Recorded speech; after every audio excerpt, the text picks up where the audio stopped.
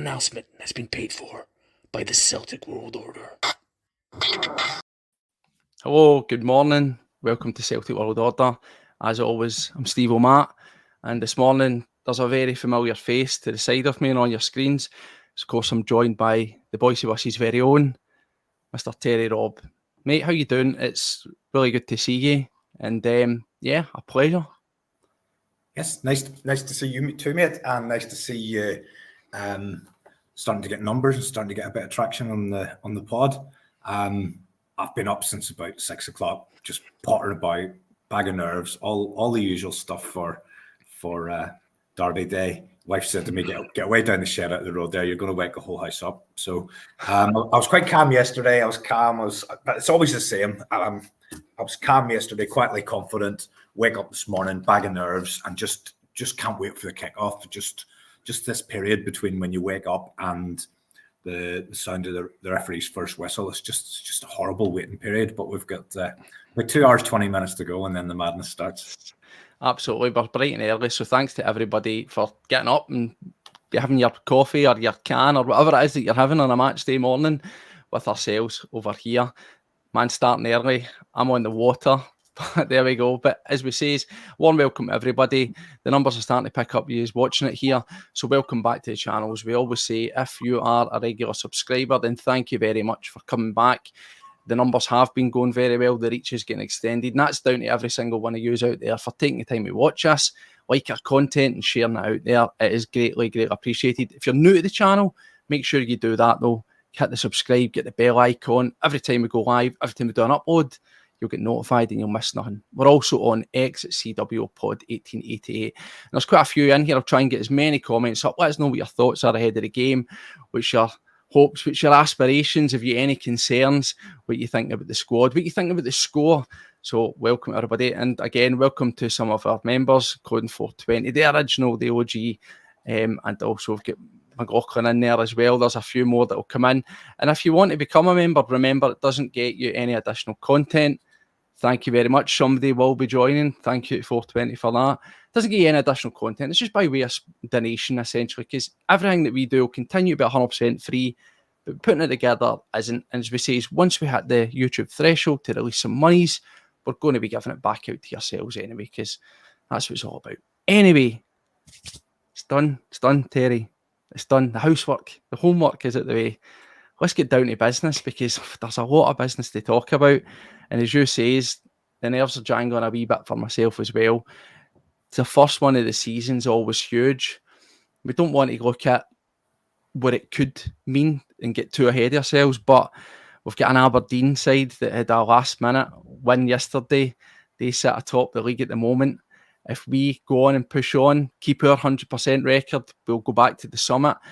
But it would also not only give us a 5-point lead over Rangers, it would put them firmly in third place.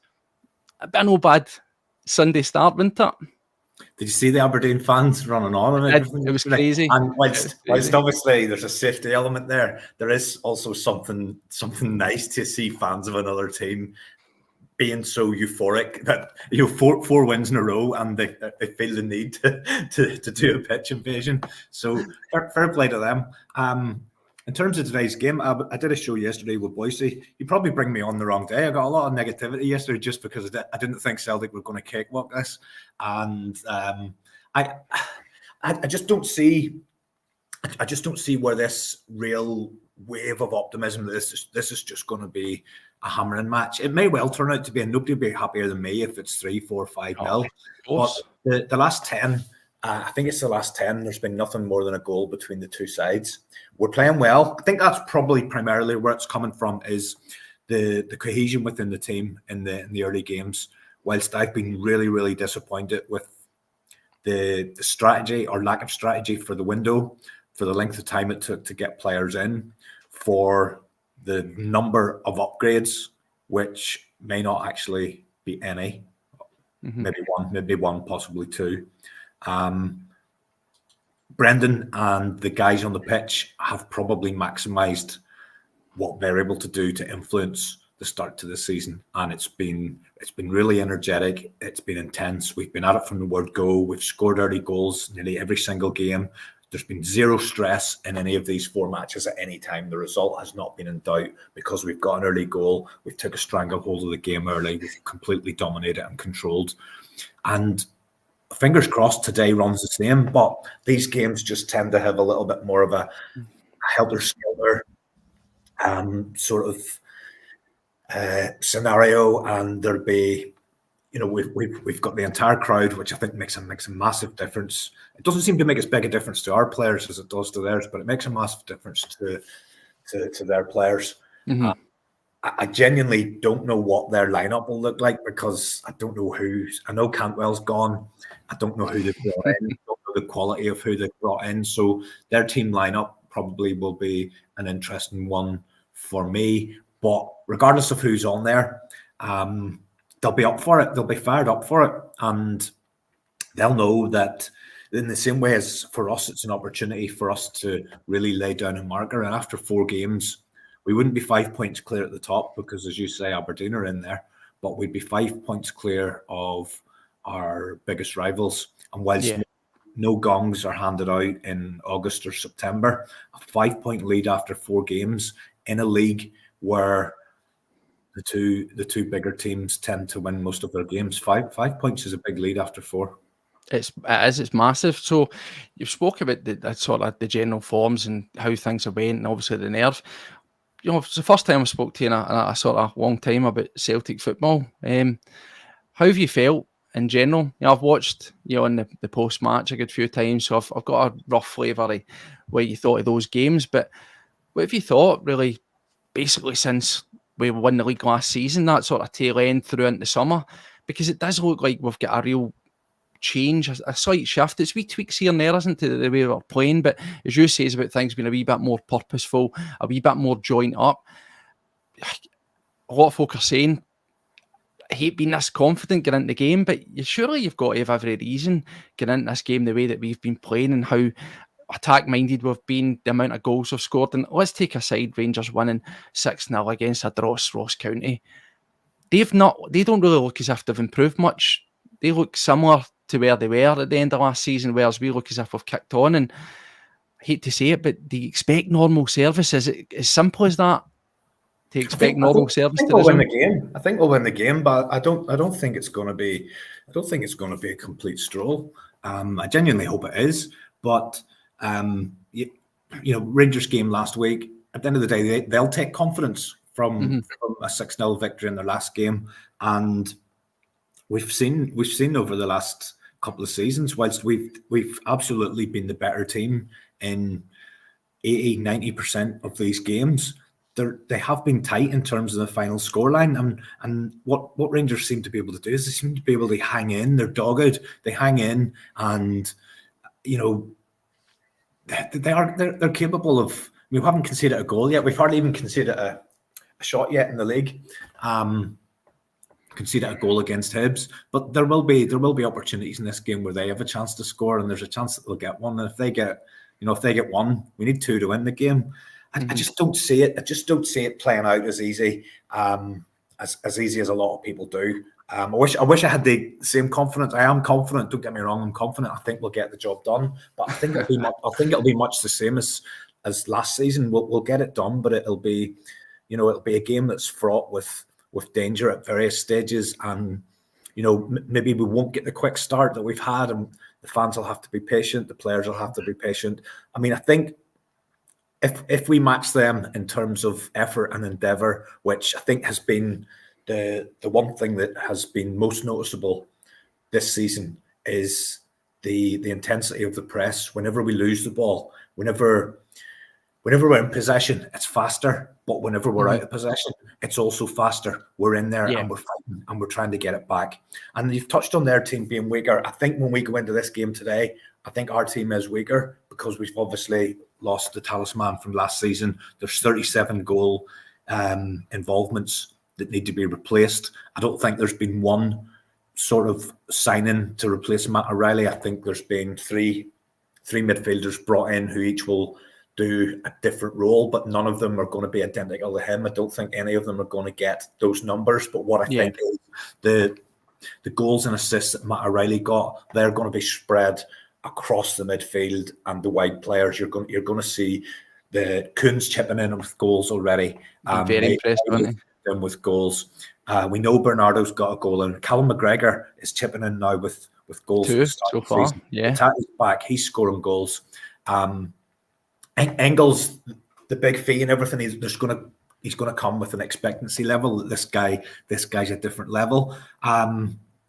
Regardless of the fee, we just have to wait and see what kind of player he is. I don't think there's too many within the Celtic support who'll know a lot about him. I looked at his stats. There's nothing jumping off the page in terms of goal scoring threat, but just watching him arriving at the stadium the other day, he's a big unit. So he looks as if he'll give us unless the photo was very deceptive, he looks as if he'll give us quite a bit of presence in there. Bernardo's got good size and stature about him as well. And that's one area that I think going into these games over the last few years, you've always maybe had a bit of trepidation that if it becomes a physical battle, that Rangers might get the better of it.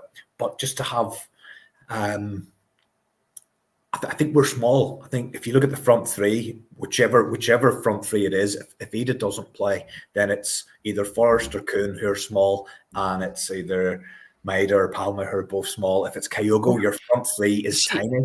See, on that, to just jump in on that, you're true what you say is we've got quite a relatively small team, and that's always been something that folk have really complained about, over the past couple of seasons, that we're not exactly the land of the giants, but there's maybe this misconception that because we're small, we aren't strong. I suppose if you look at Maeda, you can tell that that's the exception there. Even guys like Kuhn, with a full pre-season, putting on a wee bit more muscle, a bit more bulk, he looks a lot more physical. You touched on again, Hatate, similarly, he's transformed it. And, Paddy and I were talking about Bernardo, who, let's be honest, he's going to start. I would expect him to start today. Be a big risk probably to throw in any of the new guys. But again, he's quite, he can ride a tackle. He's quite hardy.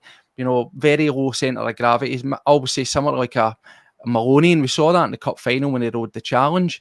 But there's been a change in the Rangers team as well, in terms of physicalities. They're not, they used to always, as I'd say, try to staunch their way to victory, and it was all about big, burly, hammer-throwing guys. Jack, they've had, what's his face? Forget them, that's how irrelevant they are. Lundstrom and the likes of guys like that. But now they've got they're a bit smaller as well, with your Connor Barn, your Diamande. So they are actually quite lightweight in themselves as well. Tavernier's never been that type of guy. It's usually a little Rivdan, but potentially they've got the big boy Sterling. He's quite a unit.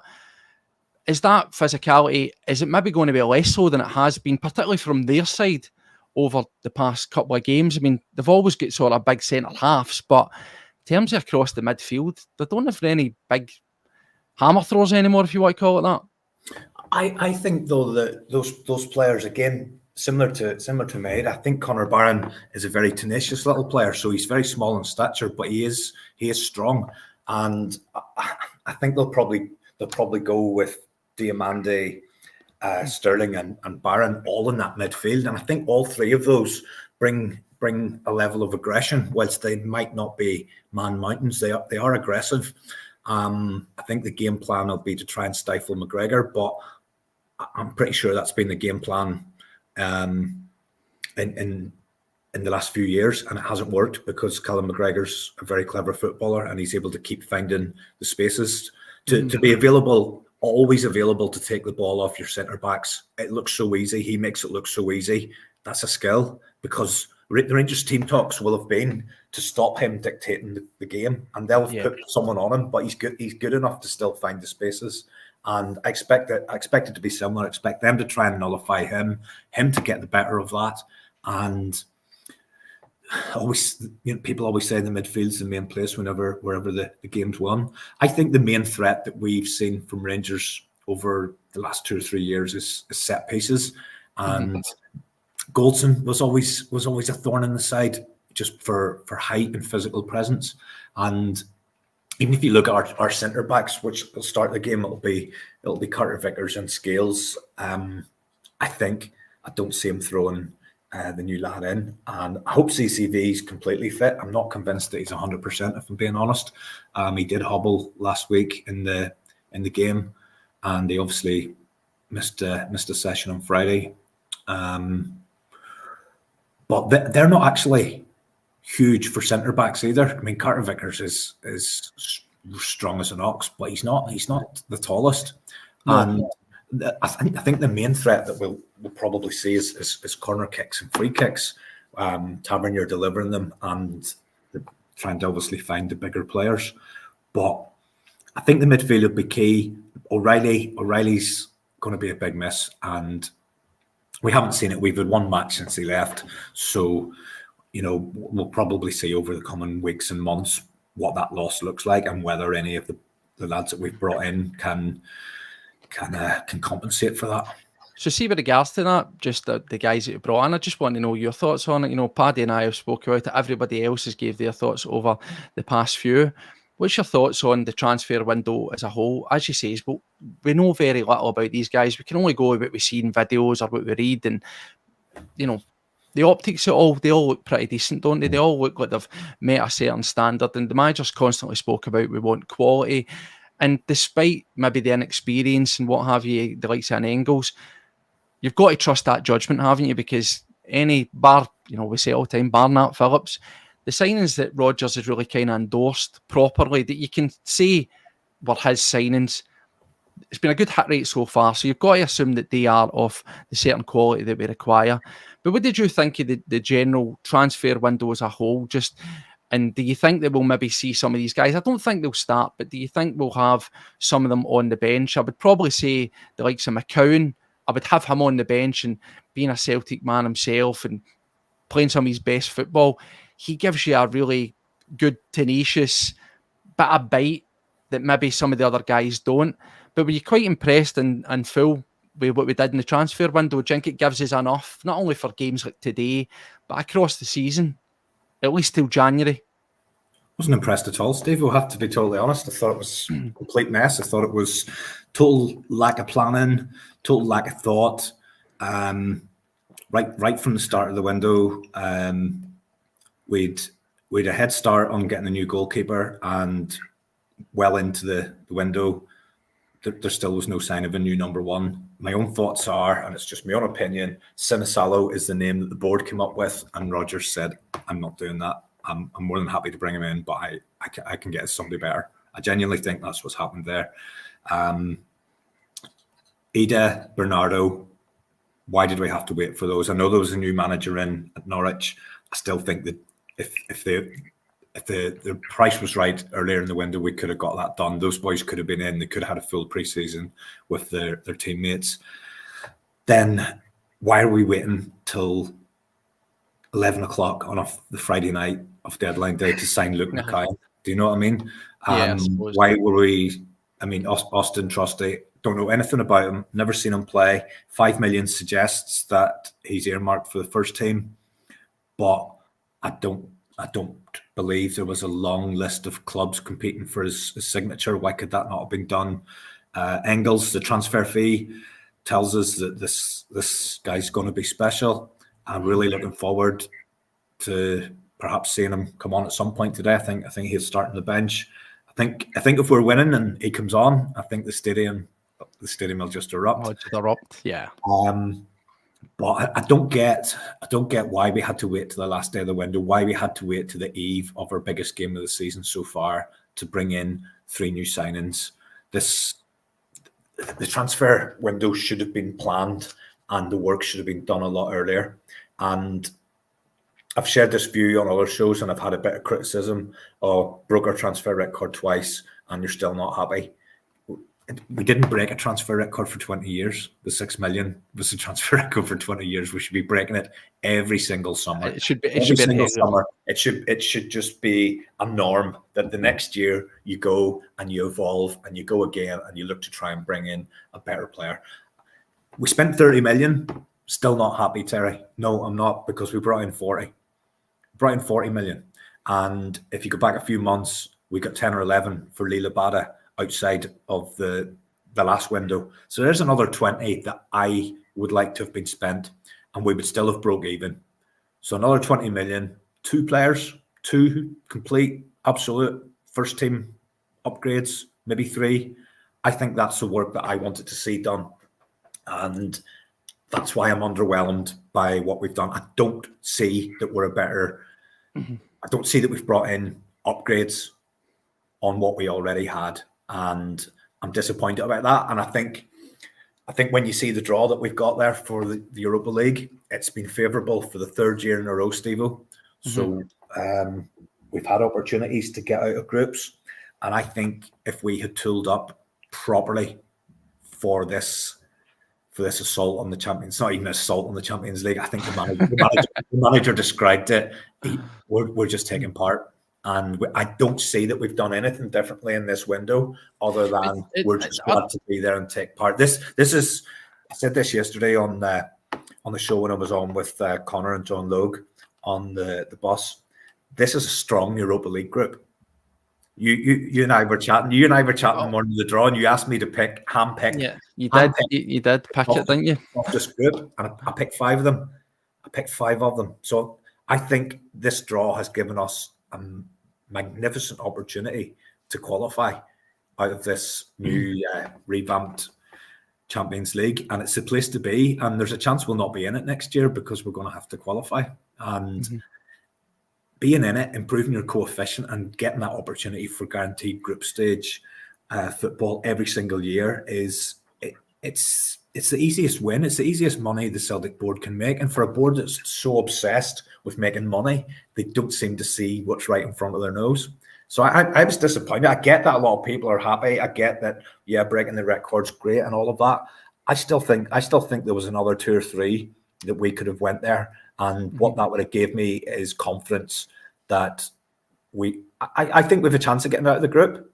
Yeah. But I also thought we had a chance of getting out the last 2 years. Well, that's true. A lot of folk are saying that, aren't they? We're looking at it and saying, and like we spoke about it and we done the draw looking at it, and it's been proven, whether folk like it or not, statistically in terms of performance data for the teams that were playing, Celtic did get the best draw out of all the teams in the Champions League. So it's been shown that, and as you say, and a certain manager made suggestions that their group is very, very hard by comparison to our Champions League group. And you look, at the end of the day, you can only play who you're drawn against. You can only beat what's put in front of you, or hopefully beat what's put in front of you. And I agree with a lot of what you're saying. When we spoke about the transfer window, there was a lot of boxes ticked. So if you want to just simply say, did we need a midfielder? Did we need this? Did we need that? We've ticked it off. But I do, and I shared some of that sentiment that you've got in terms of, I thought if we'd done deals a bit earlier, we could have maybe got in the guys that we spent so much on for a wee bit cheaper. That's by the by. And also as well, the likes of Vi, for example, sung his praises and I think he's a great addition, but it's still quite surprising that after all that efforts, there's a guy on loan for 1 season. So all the things you're saying, mate, I can get it. In terms of what the manager was saying about not wanting to take part, it's a tough one because do you still feel that way about the group? Like I always said that, see if you took the away fixtures and you put them at home, then I would be feeling nowhere near as confident, because I think they're not too hard, but they're very difficult home games. And the away fixtures were notoriously not great, regardless of who we play away from home. But when you flip them over, I'm looking at it and saying, you should, in an ideal world, ideal's never the way it is, nothing works that way, but anywhere between minimum of 8 points to as close to the 12 as you can get at home. And the away one, I've kind of not written off, but I've kind of says, right, Dynamo's the only one that I would really, really fancy my chances at away. Is there none of that way where even the teams that were playing at home, despite maybe should have added a wee bit more quality, and I did say that, and Paddy said it as well, I would have thought that when that draw came out, that we would have seen just a wee bit more over the line in the transfer window, because it was an awesome opportunity, particularly those home games, mate. You know, that's a potential. The first time you've looked at it and went, every single one of those home games, you have the best chance. You know, there's not a Real Madrid in there. There's not a Bayern Munich in there. So, I mean, do you agree with any of that sort of sentiment? I think the opportunity's there. And, I mean, looking at it and trying to forecast what you think's achievable, I think 11's achievable. I think 11 points is very achievable. Do I think we've done the absolute most that we could have done to prepare ourselves for the Champions League? Nowhere near it. But do I think this manager, with this group of players, with this real sense of poise that we've seen in the early parts of the season. Do I think they can get through this group? I do think they can, but I don't think, again, it's a bit like today's game. I don't think it's going to be easy. You know, regardless of who these teams that we're going to be playing, and let's call them the lesser lights of the group. So your Bratislava, Zagreb, and I know people are talking like Bruges as if Bruges is just a turn up and 3 points at home. Bruges have spent a hell of a lot of money and have been in the Champions League year after year after year. So you know they're now an established Champions League team, albeit not one of the leading lights of the competition. I think we can get through the group, but I don't have that optimism that just because the draw's been kind to us, we'll automatically get that. We've still got to go. You know, history tells us we're probably going to get nothing from the away games. Do you know what I mean? Again, I'm thinking the away game Zagreb would be the one that you maybe think, okay, we could go there and get a draw. The game in Birmingham, I'd love us to be able to get a result there. But we'll see what happens there. Are you going to take yourself to any of them? Are you going to travel? I think I'm going to get down to Birmingham. I don't think there's any excuse not to make that one. I don't know, Steve-O. It's been a while since I've been at any of the European games. If I was wanting to go to any of the home games, I probably would have to commit to going to all four to get myself a ticket for any of them. But with work and stuff, we'll see what happens. I lived in Birmingham for 3 years, so that one does hold a little bit of sentimental value to me as well. When I was back there whenever I was 18, I did 3 years over in Birmingham. I actually went along to watch Villa just for something to do, and I sat in Villa Park. But I wore my hoops top to all the games, and I got dogs abuse. The whole stand were singing at me one day, telling me I'm in the wrong stadium and all this stuff with the Celtic top on. But I was there one night when Celtic Vigo played against Villa in Europe, and it was just after Cadetti had left Celtic, and I was sitting in the front row and I had the hoops on, and he was warming up right in front of me, and I shouts over Georgie and the Celtic top, and he's just nice. So that they're games to look forward to, but as you say, there's no Real Madrid in there, there's no Manchester City. I was saying to you just when we were chatting before the draw, I didn't know if there was still the scenario where you couldn't play teams from the same country, but that seems to not be the case anymore because we've two German teams. Yeah, I think they said there was a cap of 2. You could only play 2 from one. Okay, I mean they're good sides, right? Dortmund were in the final of the Champions League, so they're no mugs. They're no mugs, but out of that pot one, they are by far the two teams that you would have wanted to get. Atalanta are up and coming, earned their place in the Champions League. It would have been interesting if Matt O'Reilly had signed for them instead of Brighton. I know. Can you imagine? Maybe he wouldn't have ended up on the injury list if he played for them. But that'll be a hard one. Bruges are the other pot 2 team. Again, you automatically think home game, crowd behind us. We should get the job done there, but that will not be easy. Then we're away to Zagreb.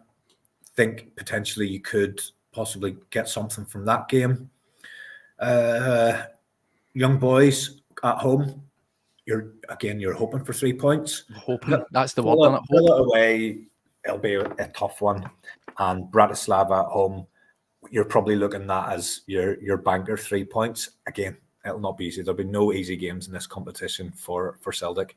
But a wonderful opportunity has presented itself for us to get through. Exactly. Well, we've signed who we've signed. That's it. That's us up until January. So again, just the McKayan signing. I'm excited by the McKayan signing. That's one I want it done. Do you know? I think I agree. Just to quickly touch on that, and I'll let you give me your thoughts on him. I mentioned them, and yeah, do you know what? It's always a case of it would be considered to be lazy because it's on your doorstep and it was so cheap. But at the same time, he's playing some of his best football. I know everybody likes it. When you're a fan, there's that wee bit extra in the tank. And at that kind of value, when you know what you're getting, it was always a no-brainer, if you ask me. You know, I'd rather have done that signing than look at what we've loaned out. Kwon, for example, for the same amount of money. You know, two things are they're not equal. McCown's a far, far better prospect. And in terms as well, ticks off the box, homegrown quota, especially with the likes of Mikey Johnson going out the door and needing that.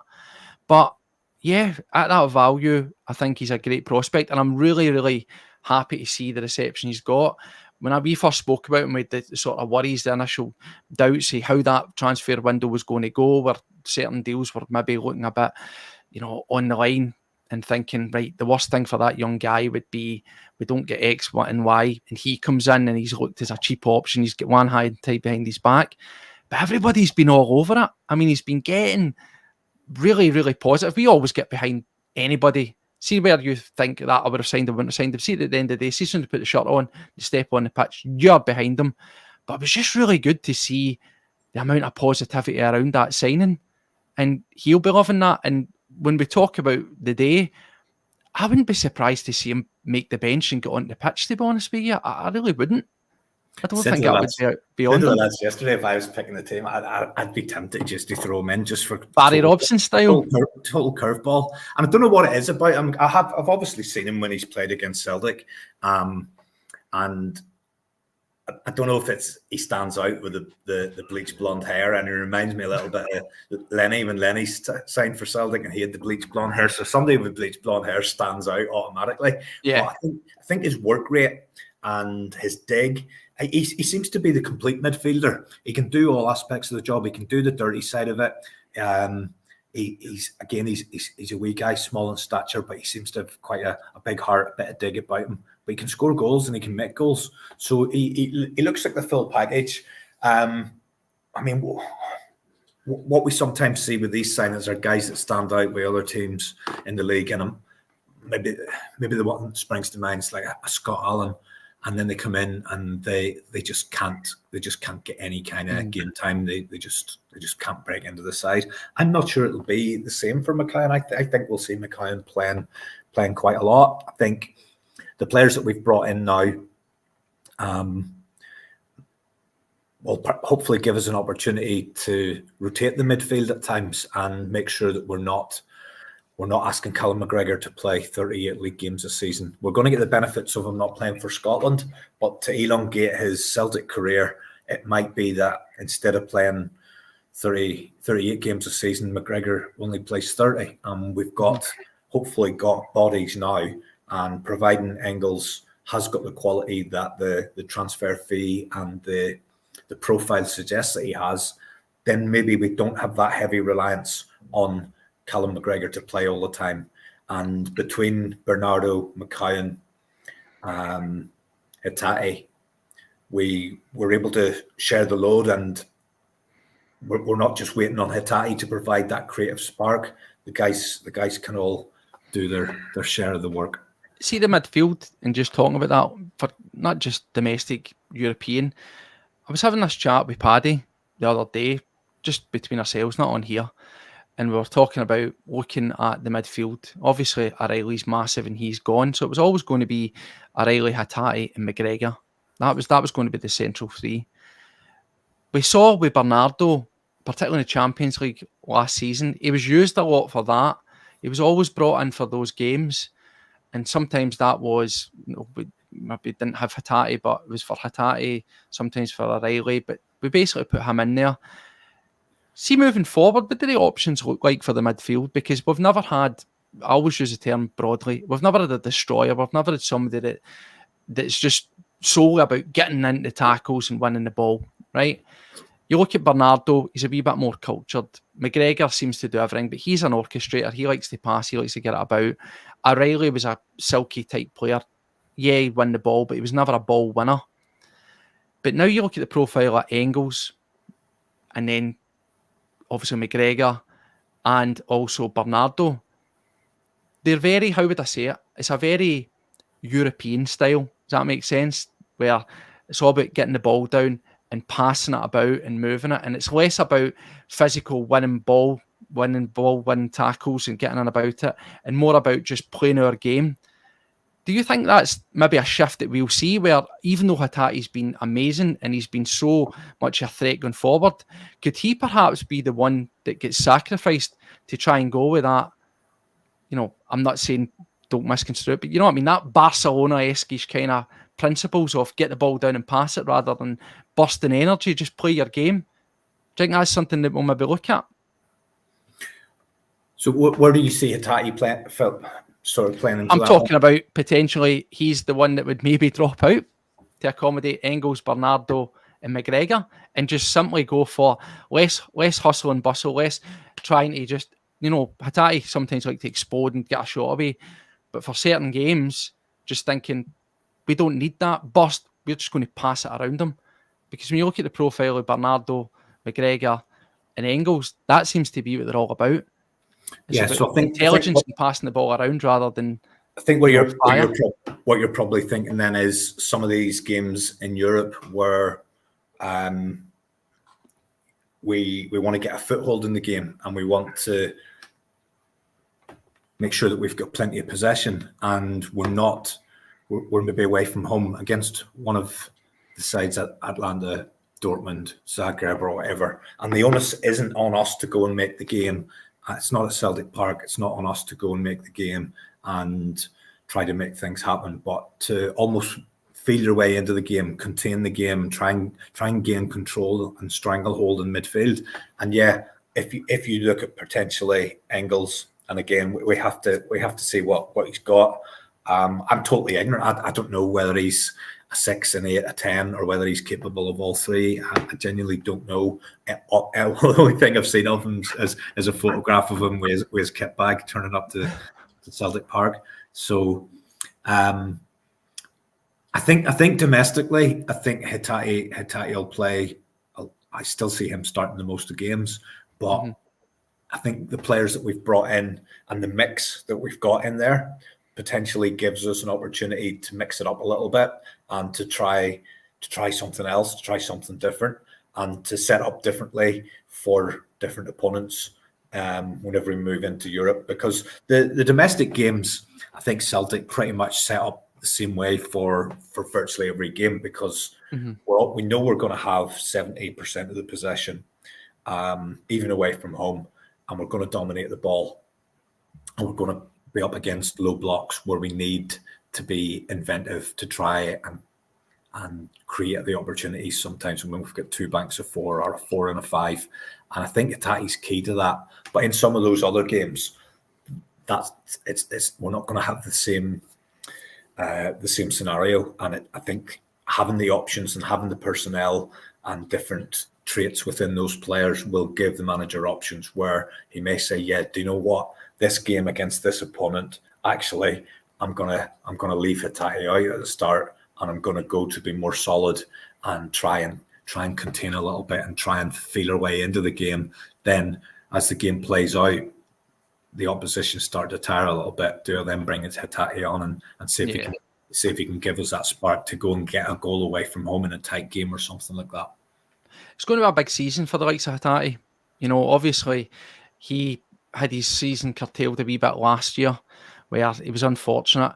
And probably that's maybe to our benefit, isn't it? Because we saw what happened with Riley and he was out the door.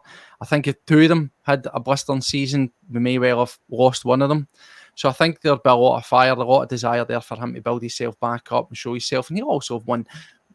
People don't want us to be a stepping stone, but he'll have one eye, won't he? He'll have seen what's happened to O'Reilly and thinking, right, that I'm the next one for that. And yeah, with some of the likes of Engels coming in, Bernardo, and we're starting to move the pieces around, and you're sort of seeing, right, there's a wee bit of succession planning. I know they're all different players, but we find ourselves in a good place. To bring it back to the day then, the buddies were here, the big game. How does it look for you getting into this for the starting lineup perspective? Is it the status quo? Is it what we've seen? Do you think that we're going to use maybe a curveball with a McCown, which would be very, very much a curveball? I think if you were to say a position where we would, if I was to gamble and say we might throw someone in, I would maybe say it would be Valle at left back. If I was pushed at any of those new signings, maybe that. What about yourself? Is it just the status quo? Is it what we've seen with maybe some of these guys on the bench and result pending a wee cameo or more? I expect the manager to go with the team that started the last game, other than, well, I think the only bit I'm not sure about is Kuhn or Forrest. I think he'll go Kuhn. So I think he'll go Kuhn on the right and Maida on the left, Kyogo in the middle, Bernardo, McGregor, Hatate, Johnson, Carter Vickers, assuming he's fit. The team sheet will come through here. It usually comes through about an hour and 15. So we've got 25 minutes. That's the first part I'll be looking for, is to see that he's fit. I don't know if I believe the manager when he's talking about this rest day. The Friday before a big game like this, the team will be working on tactics and shape. Do you give a guy a rest on that day? I'm not so sure. Let's see what happens. He needs to be there. Johnny Logue yesterday was saying that he would be tempted to go with Trusty instead of Scales. I can't see the manager doing that. I think Scales hasn't done anything this season for him to be dropped out of this game for somebody who's just walked in the door the last 48 hours. So I think it's fitness allowing. It's Johnson, Carter Vickers, Scales, and it's Taylor. Taylor starts. I don't see any way that he doesn't. So last week's team, other than I think if fit, Kuhn will come in for Forest just because of his early season form and the goals. I think the manager will be keen to have him in there. But that's a very, very small front three, as I said. In terms of who'll be on the bench, I think our bench will look strong when we've got the new guys. So even though other than McKeown, we know what Ida can give us. With the Engels will be on the bench. I don't see any way that he won't. McKeown will start on the bench. That was just me. So just a little bit of devilment. There's something about him that I like. Something about him where I think he's got devilment, and I just think he's played well against Rangers when playing for Dundee. He'll be an absolute cloud nine, having got his move. Something just a daredevil in me just wants to throw something in there as a wee bit of a curve, but I don't think the manager will do that. But I think he'd be on the bench, and I think the bench will look a lot stronger than it has done in previous weeks. I was actually surprised. Well, not really surprised, but I didn't expect Iwata to go, and I didn't expect him to go permanently. And when we've talked there just around midfielders, and he's kind of been one that when he's come in, nobody's really had much criticism of him that you can give him. He's come in, he's looked solid, he's been neat and tidy, he's done his work well. But neither Ange, who brought him in, or Brendan, neither of them have fancied him enough to give him any sort of run on the side. So just not sure about why Iwata didn't fit in. But anyway, he's gone, and like the rest of them, when they're gone, I totally forget all about them. And same with Matt O'Reilly. It wasn't nice to see now that he lasted 5 minutes and he got took off. But once they're gone, they're gone. We've enough players at Celtic now to focus on. But team sheet will be interesting, but I expect it to be much of the same. And then depending how the game's going, do we need somebody to come on and be the match winner? Or do we need someone to come on and consolidate because we're in front? Do we need someone to come on and drag us back into a game because we fall behind? They're the conundrums that'll play out. No, I think I agree largely with what you're saying. In fact, I completely agree. I think the big question for me was always going to be Forrest or Kuhn. That's the one that's a head scratcher, because you could say just play the two of them and play. Yeah, I don't think it matters. I don't think it's a big one in terms of there's no right or wrong decision. Each of them bring their own qualities at a similar level. Yeah, I just think that obviously you could, with the way Forrest has been playing, you could move him to the left and have Kuhn on the right as we've done before. But as we know, Maeda, for everything that he is, he has to start in this game. This seems to be his game. It's just your man won't have slept. Your man won't have slept since Wednesday. No. So he's got to start for obvious reasons. We don't need to go over them. So that's what I mean. Like, just by design of him always going to be against Rangers, against Tavernier, being pretty much straight up one of the ones right on the first in the team sheet. That was always going to create that. And I think in terms of it being big games, they're all big games, but for players individually, it's a massive game for Kuhn, because he sort of flattered to deceive. We know now, in the fullness of time, injury problems and things like that. But with the way his form's going, this is a really big opportunity for him. This is a huge opportunity. Whilst he's in form, whilst he's in a good place to put in a good performance, at a home crowd, which will be 100% all ourselves in there because for obvious reasons of what's happened. Again, it's another big advantage. So yeah, for me, that was the only one that it was like you toss a coin. But yeah, I totally agree. It'll be Maeda and it'll be Kuhn. But it's nice to have that. It's nice to have that options on the bench. You know, you get McCown to come on potentially. You'll obviously have Forrest doing what he's doing. You've got Ida.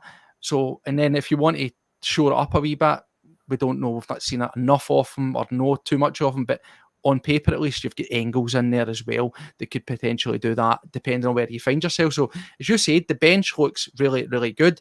And even though guys have been brought in, Vi's been training all week. Somebody says there, of them all, he'd be the most best position to start off. We find ourselves in a really good place. It's all about us getting the ball down, quick start, try and get our foothold in the game and get ahead and take it for there.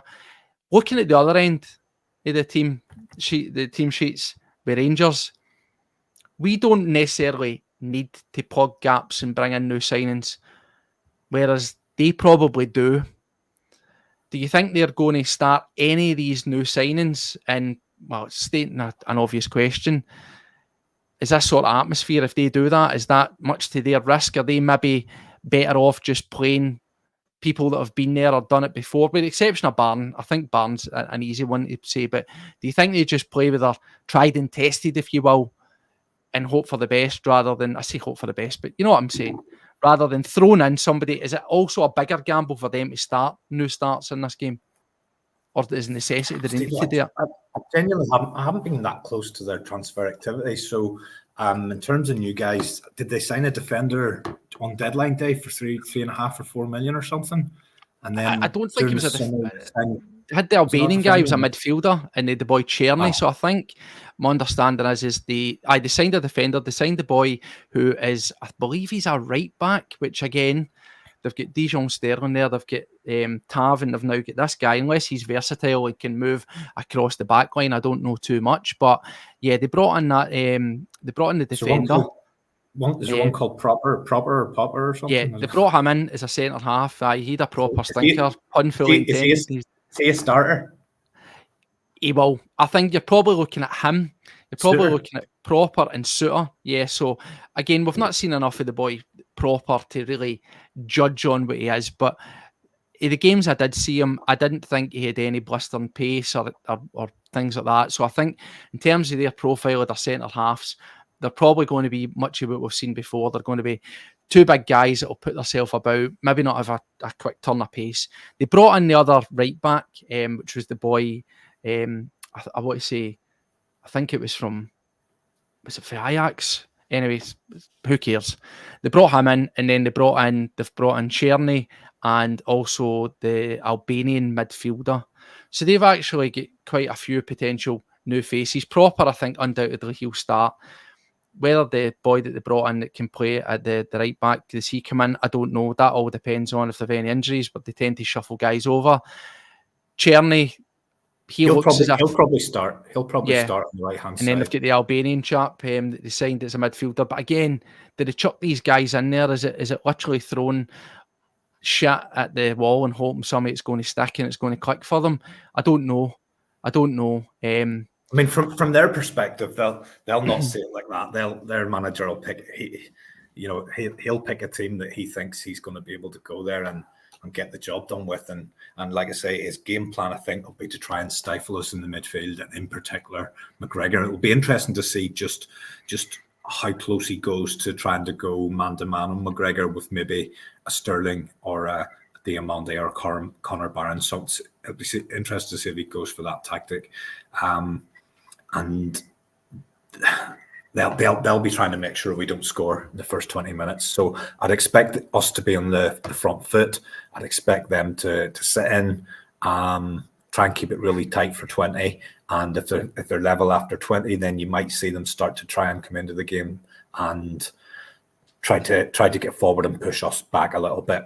That's the approach that I see them taking. But I think this game's very much about what we do, Steve, because if we come out and we start the way we've started in the previous games and we match them on the dirty side of the game, and it was interesting. And Brendan Rodgers picked up on this.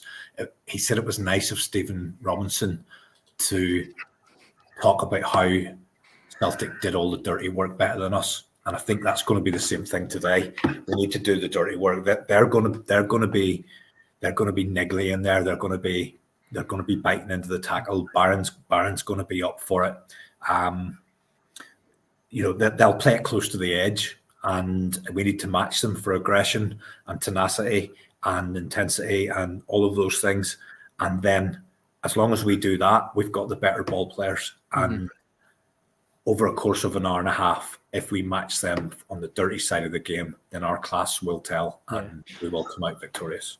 Hopefully, to touch on it, we know we don't like doing it. It's always a side note. It's always a side circus. Refereeing now, so far in the season, I think it's probably safe to say we've not seen perhaps too many overly contentious decisions. We've spoke about penalty decisions being given and not given, and I've been very much of the opinion that some of them, if that's going to be the standard moving forward, and that's the key point, moving forward, if we see consistency, don't hold your breath, I'm quite all right with some of the things that we've not seen given, because there has to be an element of physicality in football. And last season it was a joke at the best of times. People are obviously, as we all do, folk will say, wheeling out the big guns, Andy Dallas and John Beaton, etc., etc. Does that matter to you? Did you take anything? Do you bother yourself with the officials? Do you bother yourself with the standard of what we've seen in the first 3 games? Is there any level of concern there? Is it just quite simply as play your own football? None of that matters. If I give you the same view that I gave on Bhoys' show yesterday, Steve, well, you might go down about 500 subscribers, because I got pelters just for giving a different view take on it. Okay, so you know what? Go ahead and let us know. There's no right or wrong answer. I don't get the consternation when John Beaton gets a game, because John Beaton's always going to get one of the 4 league games. Yeah. We only have a certain number of referees, and the guys that are deemed to be at the upper echelons of that role, John Beaton's in there. Whether you agree with that or not, he's in there. So he's always going to get one of the 4. Nick Walsh is always going to get one of the 4. Kevin Clancy will probably get one, and I don't know, because Willie Cullum's finished, they'll need to pick somebody else, probably Don Robertson. So I just don't get, whenever these names are announced, social media goes mad and can't believe, how's he getting another one? They're the guys that are deemed to be the best referees. It's a small selection. They're going to get those games. And just a different viewpoint that I was thinking about was, how does it feel to be John Beaton going into this game? Just put yourself in that position. If you were going in as referee today and you're a diehard Celtic fan, and John Beaton's a diehard Rangers fan, and I can accept that and respect that. He supports Rangers. How would you feel if you were going in as referee in that game today? Would you be looking forward to it? Would you be dreading it? What would be going through your head? It's just to try and get a different sort of perspective. Is John Beaton sitting in his dressing room now going, fuck, I just hope I get out of this without making a howler? Or is he sitting going, fuck, I really hope I get a 50-50 chance to give Rangers a penalty? What's his mindset? It was just to try and look at it differently. I wouldn't like to be in that position. I wouldn't like to do it. The other side of it is, he's a professional. He's getting paid a really good salary to do a job. And I'm nearly 47, and my whole 47 years on this earth, I've believed that Rangers get the decisions from the referees. They believe the other way around. They believe the referees. That's the way it goes. Celtic fans hate the Daily Record because they think it's a Rangers newspaper. Rangers fans hate the Daily Record because they think it's a Celtic newspaper. It's just what my head would go if I sat and thought about John Beaton scheming and looking for opportunities to give favourable decisions to Rangers. My head would absolutely go. So the way I just try to make it sane in my own head is, he's there to do a job, and he will make decisions as anyone would do in their workplace. And as you would know, and I would know, and everyone probably knows, when you're making decisions in your paid workplace, you make different decisions than you would make in your personal life outside of work. And my only hope is that he's able to go in there and do a professional job and make the right decisions. Now, Yeah. I could be on my Boise in a couple of hours' time calling him every name under the sun because he's given them a penalty or he's not given I us hope one. no. But Don't be saying that. But I think Steve-O, and I tried to say this to Big Connor yesterday because I thought he was going to have a heart attack live on the show, and I don't know how to do a virtual resuscitation with anybody. But if you just allow this to get into your head, it just runs amok and you drive yourself insane. And there's so many decisions over the years where you can look at it and go, Willie Cullen was the worst. Now, Willie's based on one favourable decision towards Celtic. Willie's now been called out as a Celtic fan, but probably the worst decision that I've ever seen in a Celtic Rangers game was Willie Cullen When he had contact, he's back. Rangers a penalty when he's looking the other way because it sounded like a penalty. I know. Do you know what I mean? So I think John's kind of described it yesterday. We're in a place where the vast majority of these guys are going to have leanings for either club, but he just thinks they're all not very good. And some days they'll not be very good for Celtic. Some days they'll not be very good for Rangers. But yeah, that's where I'll leave it for now because it drives me wild just thinking about it.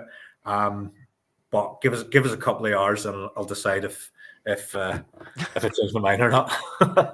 Do you know what? I think you've gave a very balanced reason there. Look, we as fans, football fans, whether Celtic, Rangers, Motherwell, anything, right? As you say, sometimes we can over focus on the officials, right? And I'm with you that I feel that I've always been a camp where I don't want to go down that. It's a conspiracy. They're out to give us everything against us. They're this, they're that, right? I always like to think, being the term, that they do to the best of their ability they can. Did they get decisions wrong? Absolutely. Did they do some absolute stinkers? 100%. But I would hate to think that there was any premeditated thought process. And I think what you've said is very level, and I think anybody watching should be able to prescribe to that. Whether you want to give them that wee bit of credit or whatever, it is what it is. We've got a small pool. Yeah, could we make our referees professional, full-time salaried, where it's their only job? Maybe would it improve the standard? Quite possibly. But we've got a very, very small pool. We're in a relatively small country. So in terms of saying they must declare who they are, you would probably have no referees. It's as simple as that, unless you brought in foreign referees. But again, whatever, I'm all on that. So no, I think that's a good point. And this is hopefully we're not going to see anything contentious today, because that's the thing. Everybody's been waiting for it, haven't they? It's like, is we're due a big dodgy decision, we're due a dodgy penalty. It's all this assumption it's going to happen. So no, I hope that we're not sitting here further down the line and we're on social media and we're bailing about something ridiculous like a VAR decision or a penalty. That would always takes the shine off it. But as I say, before I even mentioned it, it should be a side issue. They're just facilitators of the game. They're a necessity. They've got to be there. Celtic have the ultimate control over the game. They do. You really do, I believe, control your own destiny, because every ticking minute of a game, the referee can't stop you every minute. They can't do anything every single minute and try to stifle your game. Yeah, people say they'll maybe give away wee innocuous fouls and stuff and slow the pace of the game. But they can't stop you from shooting. They can't stop you from getting into the box. So you control your own destiny in the game. And I'm fairly confident that if Celtic get their foot down on the ball, it's going to be absolutely blazing at Celtic Park today. It's going to be a fantastic atmosphere. Only Celtic fans. We're pushing on. We're riding the crest of the wave, playing some good football, great options in the bench. I genuinely do believe that Rangers think more about Celtic than we think about them. And I think that, particularly with the manager, there's going to be their manager is going to be consuming him. That he's had multiple goes at Celtic and he's not been able to do it. And that could well work its way in to their mindset, into their doubts. Assuming it goes well and we get a win, where does that put the Rangers manager for you? If he were to lose again to Celtic, forget losing by a couple of goals, regardless of what the score is, does it heap more pressure onto them? and him. I think it's a good point you make there. So he hasn't got a victory over us, and Mickey Beale was on a similar run, and then he got a victory in a game that meant absolutely nothing. But in true Mickey Beale style, he gave himself a massive pat on the back for that. This guy feels to me like a loose cannon, and I know he's just signed a new deal, but there's something about this guy. It wouldn't surprise me any day if you woke up and he'd legged it. And I think if the results in these games keep going against him, and the longer this run goes on, the harder it's going to be for him to get that victory over Brendan Rodgers. Brendan's just got the Indian sign over Rangers. It doesn't really matter. He said himself, I think that he's seen off 5 managers. He's probably going to see this one off as well, because this guy came in really, really well regarded, and I think he had been at Bruges. Did he win the Belgian League with Bruges or something? He did, yeah. He did a decent spell there. He also, I believe he'll probably know, talking to Arnie Engels, he'll probably know a wee bit about him. Yeah, but he just seems volatile to me. Is he at the stage of dogs and caravans yet? I don't warm to Rangers managers, but there's an odd one that's come along that you can sort of have a little bit of respect for, Van Bronckhorst or whatever. But this guy, he's staunch. Do you know what I mean? He might not be from Scotland or he's bought into it all, hasn't he? He's staunch. He's bought into it. He's full of staunchness, and I fully expect the veins to be bulging on the side of his head at some point. That big vein, a big one right down the middle. Right down the middle, and he may do his wee party trick where he just storms off and doesn't shake hands with the manager. And there's something about him. He just looks as if he's about to boil over at any time, and he'll be wanting to get this monkey off his back, but I don't see it happening this afternoon. No worries. Well, we've come up on nearly an hour. We're quarter past. The tick and clock continues to go down, so I don't want to keep everybody. I'm going to just shot out the cannon. Dare you give me a prediction? What's your thoughts? Come on, sum it up. Bring it home for me, Terry. What is Terry's? I'm refreshing here just to see if the early team sheets are up. Probably a couple more minutes. What is your final thought? How do you see this one panning out? Can you go and give me a prediction? Are you going to go one further and give me a goal scorer? Yeah, I'll give you a prediction. I think Celtic will have the majority of the play. I think Rangers will sit in tight, try to make it difficult for us. I think they will create opportunities. I think there's a possibility at some point in the game they'll score. I don't think it's going to be a runaway victory. I'm going to go for another close one. I'm going to go for Celtic to win 2-1, Kyogo to score first, and Luke McCann to get a hat trick. No, I'm gonna go for 2-1, but it'll be one of those ones, I think, again, where the scoreline will be tighter than what happens on the pitch. I just think that they'll be stodgy and dogged, and they'll hang in there, and we'll do enough to get the job done. A comfortable 2-1, as comfortable as a 2-1 can be. Well, as confident, forgive myself here, as confident as I have been, and sometimes I was saying that to a mate last night, that I like being confident. Of course I do, but for some reason, regardless of how well we've done against them in previous seasons there, I feel a bit strange having almost back to that level of confidence. You know, there was a time when you just, every game, you're like, how many is it going to be today? And you had ultimate confidence. I'm not quite at that stage, but I sat and I can't tell myself anything other than a Celtic win. I'm always a wee bit sort of anticipation of what be December. I hope so. You know, if he finds himself 5 points behind after the day, it could be big for Mr. I suppose folk are calling him the Baldy Beale. So it'll be interesting to see how that goes. But no, I think it'll be a nervous first game. I always feel that these games are a nervous affair, but particularly the first one. I always feel that there's a certain level of nerves around about. Right. You're still feeling each other out at that teams. Point. You got them? I've got the Celtic lineup. Do you want it? Let's go. Give it to us right now. There. Schmeichel, Johnson, Carter-Vickers, Scales, Taylor, McGregor, Hatate, Bernardo, Kuhn, Maida, Kyogo. Spot on. We got her spot on.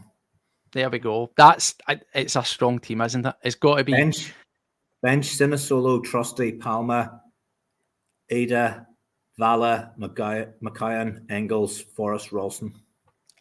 As you Happy say, days. that bench looks a hell of a lot better to where it's doesn't been. it? Absolutely. But no, I think, as I say, I'm going to say 2-0. I think Celtic will get the first goal, obviously if it's 2-0, but I think they'll get the first goal midway through the first half. Midway through the first half, and I think it'll be a wee bit of a stuffy affair. I think the game will get stretched at one point, and then, of course, I think we'll capitalise when Rangers are trying to go forward. I think that's what's going to be Rangers' ultimate undoing today. I'm confident that we will get ourselves ahead. But as I say, there'll come a point where there's always usually a wee lull in the game. They'll get a bit of foothold, but they'll start to try and open themselves up and go for it. And the way we've been playing with that high line, getting out for high line attack, or high line presses, which they will try to do, particularly if they feel that they're getting a wee foothold in the game, and we'll open them up. 4 or 5 passes will be up. I think that'll be almost like a soccer ball. I think the second one against the run of play.